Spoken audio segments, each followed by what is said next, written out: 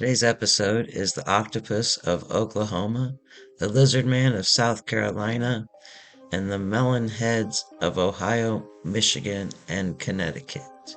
Hope you enjoy.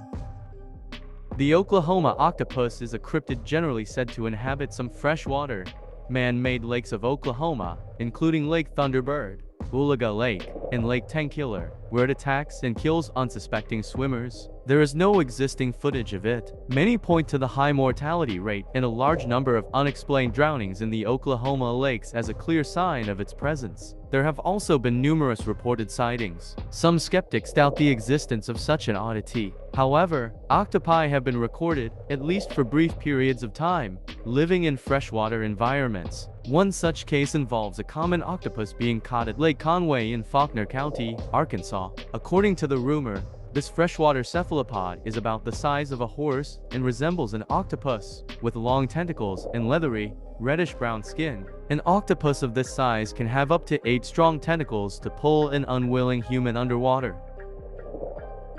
The lizardman of scape or swamp is a cryptid said to inhabit the swampland of Bishopville, South Carolina. First sighted in the late 1980s, the purported sightings and damage attributed to the creature yielded a significant amount of newspaper, radio, and television publicity. The initial eyewitness, Christopher Davis, originally described the lizard man as being 7 feet tall, covered in green scales, and having 3-fingered feet tipped with black claws. The eyes were red. In later retellings, Davis described the lizard man as being caked in mud as opposed to being green and scaly. The seminal lizard man account occurred on July 14, 1988.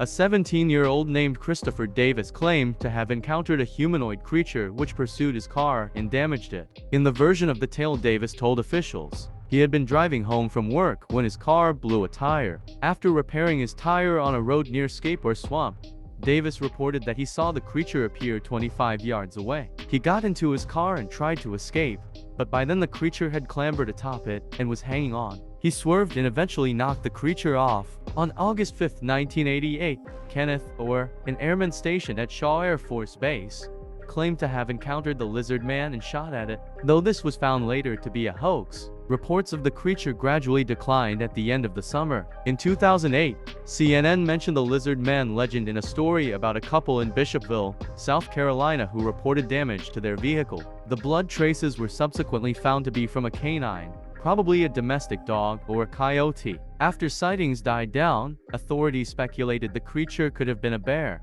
Davis himself apparently thought that the creature he saw may have been a black bear covered in mud and algae from the swamp, the red rear lights reflecting into its eyes and making them seem red. Many have noted that many significant lizard man sightings are fabricated, such as the 1988 Shaw Air Force Base incident. This has led some to speculate that Davis may have hoaxed the incident as an excuse for coming home late. The Melon Heads stories of Ohio are primarily associated with the Cleveland suburb of Kirtland. According to local lore, the Melon Heads were originally orphans under the watch of a mysterious figure known as Dr. Crow. He is said to have performed unusual experiments on the children, who developed large, hairless heads and malformed bodies. Some accounts claim that the children were already suffering from hydrocephalus, and that Crow injected even more fluid into their brains.